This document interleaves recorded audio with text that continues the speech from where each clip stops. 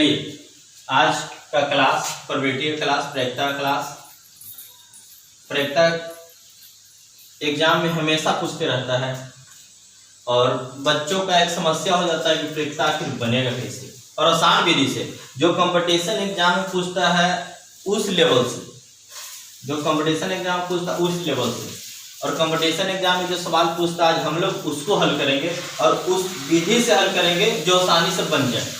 तो देखिए आज का क्लास प्रोबेबिलिटी क्लास प्रायिकता क्लास। सबसे पहले प्रोबेबिलिटी में हम लोग पढ़ेंगे सिक्का वाले प्रश्न। सबसे पहले प्रोबेबिलिटी में पढ़ेंगे हम लोग सिक्का वाले प्रश्न। तो देखिए सबसे पहले नोट में दिया हुआ है प्रायिकता का उत्तर कभी भी 2, 3, 4, 5। प्रायिकता का उत्तर कभी भी 2, 3, 4, 5 इस तरह नहीं होगा। उत्तर हमेशा 1/2, 1/3, 1/4 इस तरह से भिन्न में होता है। इसको बताने का एक ही मकसद था कि आपका एग्जाम में जब 4 ऑप्शन रहता है तो हो सकता है कभी कभी 1 या 2 ऑप्शन ऐसा होता है जिसमें सिर्फ 2, 3, 4, 5, 6, 7 का जिक्र करता है और बच्चा लोग प्रोबेबिलिटी जब क्लास नहीं किया हुआ रहता है तो 2 या 3 या 4 में टिक आउट कर देता है। तो सबसे पहले नोट में लिखा हुआ है कि प्रायिकता का उत्तर कभी भी 2, 3, 4, 5 इस तरह नहीं होगा। जब भी इसका उत्तर होगा 1/2, 1/3, 1/4, 1/5 इसी तरह भिन्न में होता है। हमेशा याद रखना है भिन्न में होता है। तो आज हम लोग क्लास कर रहे हैं सिक्का। हम लोग क्लास कर रहे हैं सिक्का। तो ध्यान दीजिएगा सिक्का में 2 पहलू होता है। अगर आपके पास सिक्का होगा तो देखिएगा सिक्का में 2 पहलू, एक हेड एक टेल।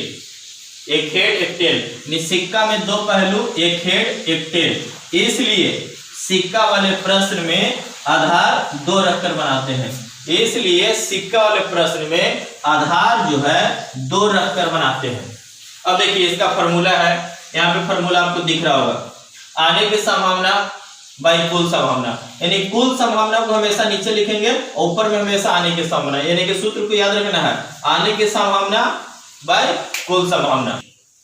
अब देखिए सिक्का वाले प्रश्न में एक छोटा सा फंडा याद रखना है, फॉर्मूला याद रखना है। देखिए इधर लिखा हुआ सिक्का, इधर लिखा कुल संभावना। इधर सिक्का लिखा हुआ है, इधर आपका कुल संभावना लिखा हुआ है। यहाँ पे अभी कुछ देर पहले आपको बताए थे आधार हमेशा 2 रखना। तो देखिए आधार हमेशा 2 है, इसका पावर देखिए 1 है। और पावर क्या चीज में काम करता है? पावर हो गया सिक्का जब हम उछालते हैं, अगर एक सिक्का उछालते हैं तो उसको इंडिकेट कर रही है। अगर 2 सिक्का को एक साथ उछालते हैं उसको इंडिकेट कर रहा है। 3 सिक्का को एक साथ उछालते हैं उसको इंडिकेट कर रहा है। तो जब हम एक सिक्का को उछालते हैं तो कुल संभावना मेरा कितना बनता है? 2। जब हम 2 सिक्का को उछालते हैं तो मेरा कुल संभावना कितना बनता है? 4। जब हम 3 सिक्का को उछालते हैं तो मेरा कुल संभावना कितना बनता है? 8। जब हम 4 सिक्का को उछालते हैं तो मेरा संभावना कितना बनता है? 16। और जब हम 5 सिक्का को उछालते हैं तो मेरा कुल संभावना कितना बनता है? 32। और जब हम 6 सिक्का को एक साथ उछालते हैं तो मेरा संभावना कितना बनता है? 64। यहाँ तक तो समझ में आ गया होगा। अब देखिएगा आगे, अब इससे रिलेटेड एक प्रश्न दिया हुआ है। प्रश्न यहाँ पे दिया हुआ है जब एक सिक्के को उछाला जाता है, एक सिक्के को उछाला जाता है, ध्यान दीजिएगा कह रहा है कि जब एक सिक्के को उछाला जाता है, देखिए एक सिक्का है, जब कह रहा है कि जब इसको हम उछालते हैं, यानी कि जब हम एक सिक्के को उछालते हैं, जब एक सिक्के को उछाला जाता है तो हेड आने की प्रायिकता क्या होगी? एक सिक्का है, एक सिक्का है, जब इसको हम उछालते हैं तो हेड आने की प्रायिकता क्या होगी? तो यहाँ पे लिखा है हेड आने की प्रायिकता क्या होगी? प्रायिकता यानी संभावना, प्रायिकता क्या होगी यानी संभावना क्या होगी? तो देखिए सबसे पहले फॉर्मूला आपको याद होगा, अभी लिखे थे फॉर्मूला था आपको नीचे लिखना है कुल संभावना, नीचे लिखना है कुल संभावना, ऊपर भी लिखना आने की संभावना, आने की संभावना। ठीक है। अब देखिए कुल संभावना, एक सिक्का उछालते हैं, देखिए एक सिक्का उछालते हैं तो कुल संभावना मेरा कितना बनता है? 2। तो नीचे लिखेंगे हम 2। यहां तक तो समझ में आ गया। नीचे लिखेंगे हम 2। आने की संभावना हेड आने की संभावना, जब एक सिक्का उछालते हैं तो हेड आने की संभावना कितना बार होगा? 1 बार होगा, यानी 1/2। यही अगर सवाल रहता जब एक सिक्के को उछाला जाता है तो टेल आने की प्रायिकता क्या होगी? सवाल ये भी रहता कि टेल आने की प्रायिकता क्या होगी? जब एक सिक्का है तो चाहते एक बार में हेड आ जाए या तो एक बार में टेल आ जाए, आपको उत्तर यही होगा, यानी कि 1/2। यानी सवाल जब रहेगा जब एक सिक्के को उछाला जाता है, एक सिक्के को उछाला जाता है तो हेड बोलो या टेल बोलो, कुल संभावना क्या होगा? यहाँ पे 2। जब एक सिक्का को उछाला तो आने की संभावना हेड भी पूछेगा तो 1, टेल भी पूछेगा तो 1। चलिए अब प्रोबेबिलिटी का सेकंड नंबर क्वेश्चन, जब दो सिक्के को उछाला जाता है, जब दो सिक्के को उछाला जाता है, यहाँ पे जिक्र हो रहा है दो सिक्का के, पिछला सवाल में था एक सिक्का, यहाँ पे है दो सिक्का। तो आपको तो क्लियर हो गया कि जब कुल संभावना कितना है, जब दो सिक्का उछालते हैं तो कुल संभावना मेरा कितना बनता है, 4 बनता है। तो जब दो सिक्का को उछाला जाता है तो दोनों पर टेल आने की प्रक्रिया क्या होगी, दोनों पर टेल आने की प्रक्रिया क्या होगी। अब बताइए, जब दो सिक्का को उछाला जाता है तो दोनों पर टेल आने की प्रक्रिया क्या होगी। तो यहाँ पे लिखा हुआ कि कुल संभावना, तो जब दो सिक्का है, देखिए जब दो सिक्का है तो कुल संभावना कितना होगा, 4 होगा। और किसी के मन में चलता होगा सवाल कि संभावना आता कहां से है, किसी के मन में चलता होगा सवाल कि संभावना आता कहां से। तो देखिए दो सिक्का उछालते हैं, जब दो सिक्का उछालते हैं तो हो सकता है दोनों पर हेड आ जाए, फिर जब सिक्का उछालते हैं तो हो सकता है दोनों पर टेल आ जाए, हो सकता है पहला कंडीशन में दोनों पर हेड आ जाए, हो सकता है जब सिक्का उछालते हैं, जब दो सिक्का एक साथ उछालते हैं तो दोनों पर टेल आ जाए, हो सकता है, या जब सिक्का उछालते हैं तो एक पर हेड आ जाए एक पर टेल आ जाए, या हो सकता है एक पर टेल आ जाए एक पर हेड आ जाए। यानी यही 4 संभावना का बन रहा है। जब दो सिक्का को उछालते हैं तो हो सकता है एक बार दोनों पर हेड आ जाए, एक बार दोनों पर टेल आ जाए, एक बार हेड एक पर टेल आ जाए, एक पर टेल एक पर हेड आ जाए। देखिए 1 2 3 4 यही आपका कुल संभावना होगा, यही कुल संभावना यहाँ पे लिखाता है। यानी कि फॉर्मूला है आने के समय बटा कुल संभावना। तो जब दो सिक्का को उछालते थे ही 4 संभावना का बनता है। तो यहाँ पर नीचे लिखाएगा कुल संभावना 4। तो लिखा दोनों पर टेल आने की प्रक्रिया क्या होगी, दोनों पर टेल। देखिए तो दोनों पर टेल सिर्फ यहाँ है और कहीं पे है दोनों पर टेल, दोनों पर टेल सिर्फ एक जगह है। तो लिखेंगे यहाँ पे ये हो गया आपका आंसर। कितना सिंपल है। अगर ये वीडियो आपको अच्छा लग रहा हो तो इस चैनल को सब्सक्राइब कीजिएगा, इस वीडियो को लाइक कीजिएगा और इस वीडियो को अपने दोस्तों के बीच शेयर कीजिएगा। ठीक है, चलिए प्रोबेबिलिटी का 3rd नंबर क्वेश्चन, तीसरा क्वेश्चन। देखिए जब दो सिक्के को, फिर जिक्र हुआ दो सिक्का, जब दो सिक्के को उछाला जाता है तो आपको तो पता चल गया होगा, अब तक के वीडियो से पता चल गया होगा कि जब दो सिक्का रहेगा तो कुल संभावना कितना होगा। जब दो सिक्का रहेगा तो कुल संभावना कितना होगा, 4 होगा। नीचे लिखेंगे 4। जब दो सिक्के को उछाला जाता है तो एक पर हेड, यानी कि जब दो सिक्का है, जब दो सिक्का है तो जब दो सिक्का को उछालते हैं, जब दो सिक्का को उछालते हैं तो एक पर हेड और एक पर टेल, एक पर हेड और एक पर टेल आने की प्रक्रिया क्या होगी। तो जब दो सिक्का को उछाला जाता है तो एक पर हेड और दूसरा पर टेल आने की प्रक्रिया क्या होगी। तो अभी हम लोग बताए थे कि संभावना किस तरह बनता है। जब दो सिक्का उछालते हैं तो हो सकता है दोनों पर हेड आ जाए, हो सकता है दोनों पर टेल आ जाए, हो सकता है एक पर हेड एक पर टेल आ जाए, हो सकता है एक पर टेल एक पर हेड आ जाए। तो यहाँ पे सवाल था एक पर हेड और एक पर टेल, एक पर हेड और एक पर टेल आने के सवाल। इसमें हेड और टेल है नहीं, इसमें हेड और टेल है नहीं। इसमें देखिए एक पर हेड है और दूसरा का पर टेल है, इसमें देखिए एक पर टेल है दूसरा का पर हेड है, यानी कि कितना बार आ रहा है, 2 बार आ रहा है। ऊपर लिखेंगे 2। यहां तक समझ में आ गया। जब दो सिक्के को उछाला जाता है, जब दो सिक्कों को एक साथ उछाला जाता है तो एक पर हेड और दूसरा का पर टेल, एक पर हेड और दूसरा का पर टेल का क्या होगी। तो क्या बार आया, कुल संभावना 4 बार बना आपके सामने। अब देखिए जब 4 बार बना तो एक पर हेड, अब देखिए एक पर हेड और एक पर टेल क्या बार आया, 2 बार आया। ऊपर लिखेंगे 2, यानी कि आमने की संभावना ऊपर और कुल संभावना नीचे। तो 2/4, इसको जब कट करेंगे तो कितना आएगा, 1/2, यानी इस प्रश्न का उत्तर आपका कितना होगा, 1/2। चलिए नेक्स्ट क्वेश्चन देखेंगे। यदि तीन सिक्के को जब एक साथ उछाला जाता है, यानी हाथ में 3 सिक्का लीजिए, जैसे भी उसको एक साथ उछालिए, यदि 3 सिक्का को जब एक साथ उछाला जाता है तो तीनों पर, यानी 3 सिक्का जब ऊपर उछालते हैं तो तीनों पर, जब नीचे देखते हैं तो तीनों पर हेड आने की प्रक्रिया क्या होगी। 3 सिक्का उछालते हैं, तीनों पर हेड आना है। तो आपको पता है बनाने का सबसे एक फॉर्मूला है, ऊपर आने की संभावना नीचे कुल संभावना। तो कुल संभावना जब 3 सिक्का उछालते हैं तो देखिए 3 सिक्का उछाल रहा है, देखिए 3 सिक्का उछालते हैं तो कुल संभावना कितना बनता है, 8 बनता है। उसको याद रख लीजिएगा, जब 3 सिक्का उछालते हैं तो कुल संभावना कितना बनता है, 8 बनता है। अब किसी के दिमाग में चलता है होगा कि किस तरह बनता है। तो देखिए जब 3 सिक्का को एक साथ उछालते हैं तो पिछला वीडियो में 2 सिक्का उछाल के बताए थे कि जब 2 सिक्का उछालते हैं तो दोनों पे, उसी तरह जब 3 सिक्का उछालते हैं तो देखिए तीनों पे, हो सकता है तीनों पर हेड आ जाए, हो सकता है तीनों के तीनों पर हेड आ जाए, हो सकता है जब सिक्का उछाले तो हो सकता है तीनों को तीनों पर टेल आ जाए, या ये भी हो सकता है एक गो पे हेड आ जाए, दो गो पर टेल आ जाए, या ये भी हो सकता है दो गो पर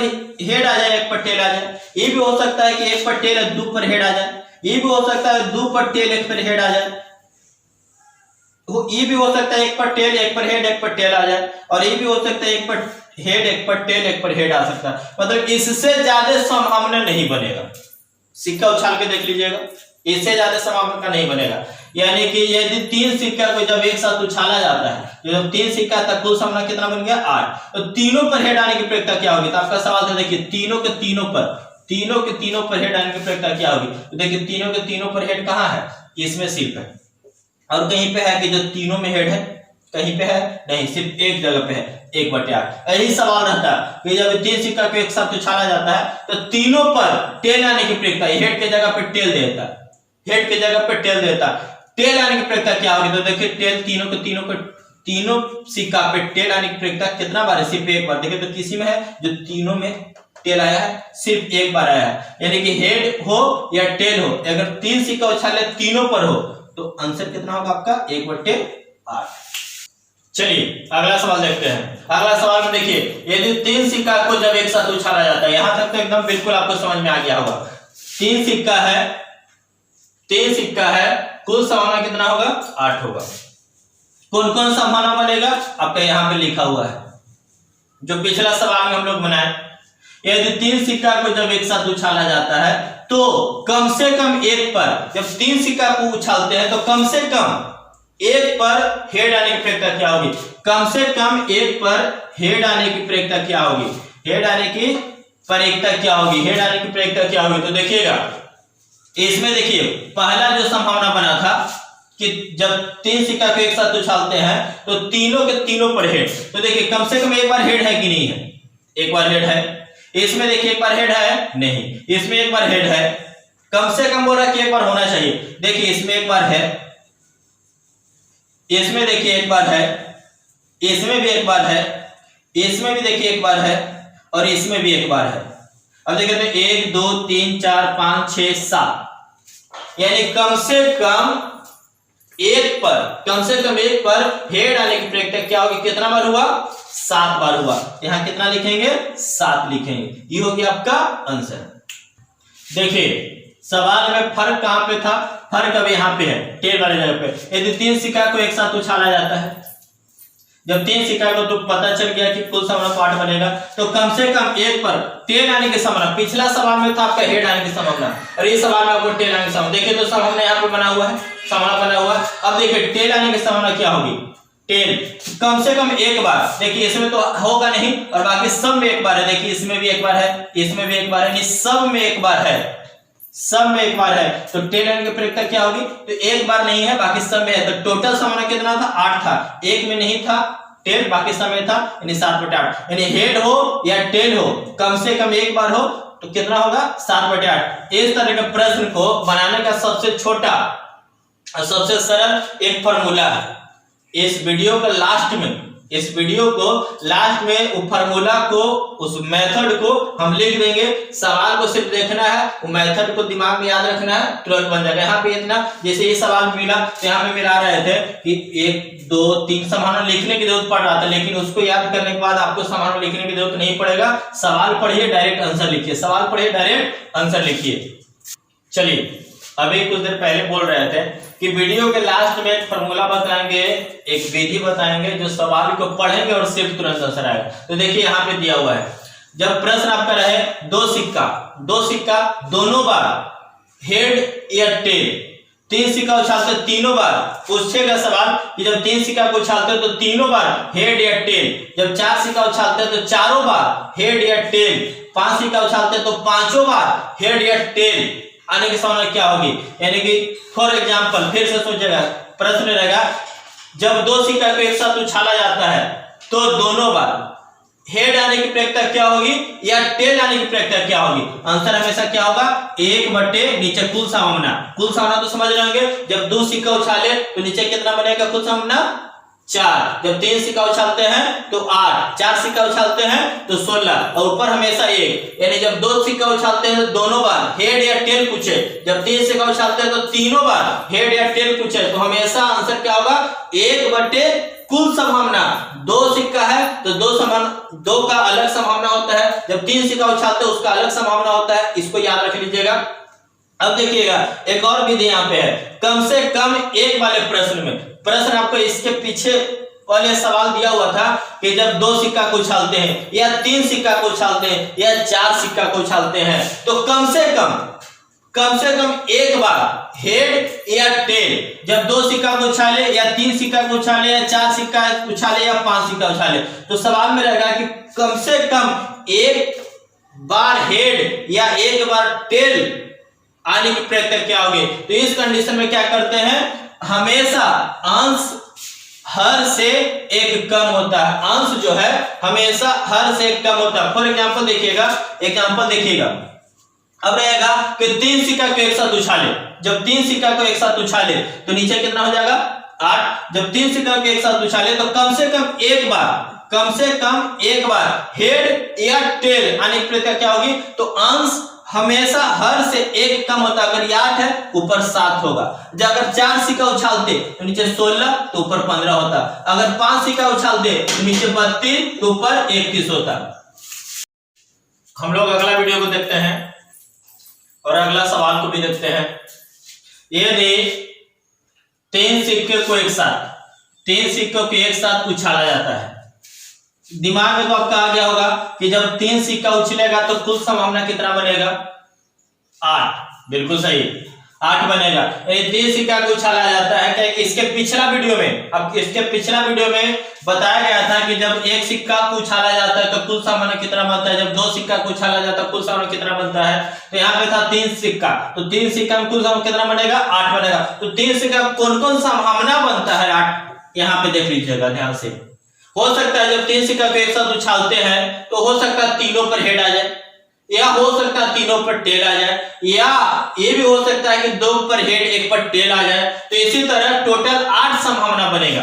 अब देखिए यदि 3 सिक्का को एक साथ उछाला जाता है तो एक बार टेल, कह रहा है सवाल में कि एक बार टेल आने की प्रक्रिया क्या होगी। तो यहां देखिए इसमें टेल है नहीं, इसमें टेल है लेकिन एक बार नहीं है 3 बार है। इसमें देखिए टेल है, एक बार टेल है, इसमें देखिए टेल है 2 बार टेल है, इसमें देखिए 1 बार टेल है, और इसमें देखिए 2 बार टेल है, इसमें 2 बार टेल, इसमें 1 बार टेल है। यानी कि देखिए सवाल था तो एक बार टेल आने की प्रक्रिया क्या होगी, टोटल 8 संभावना बन रही थी, तो 8 संभावना में तो एक बार टेल आने की प्रक्रिया क्या होगी, एक बार टेल आने की प्रक्रिया क्या होगी। देखिए 1 बार 2 बार 3 बार, तो ऊपर में लिखेंगे 3, यानी 3/8 ये आपका बिल्कुल सही जवाब है। अगर देखिए यहाँ पे एक सवाल में रहता है कि एक बार टेल आने की प्रक्रिया, अब किसी सवाल में रहता है कम से कम एक बार,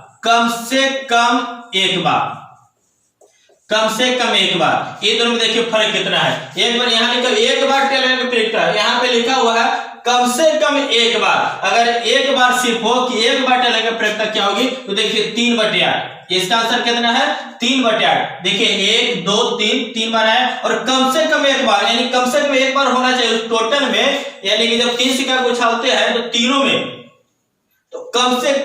कम से कम एक बार टेल आने की प्रक्रिया क्या होगी, कम से कम एक बार। तो देखिए कम से कम एक बार यही है, 2 बार है या 3 बार है या 4 बार है। अगर 3 सिक्का को उछाले तो मैक्सिमम 3 बार, तो हो सकता है कि 2 बार हो या 3 बार, उससे मतलब नहीं है, लेकिन कम से कम एक बार होना चाहिए। तो देखिए कम से कम एक बार यहाँ है, कम से कम एक बार यहाँ है, कम से कम एक बार यहाँ है, यहाँ है, यहाँ है, यहाँ है, यहाँ, यानी कितना बार आ गया 7 बार। यानी कि इसका उत्तर क्या होगा 7/8। देखिए कितना फर्क है, एक बार टेल आने की प्रक्रिया 3/8, और कम से कम एक बार टेल आने की प्रक्रिया क्या होगी, कम से कम एक बार टेल आने की प्रक्रिया क्या होगी, तो 7/8। सवाल समझ में आया कि नहीं आया, बहुत बढ़िया।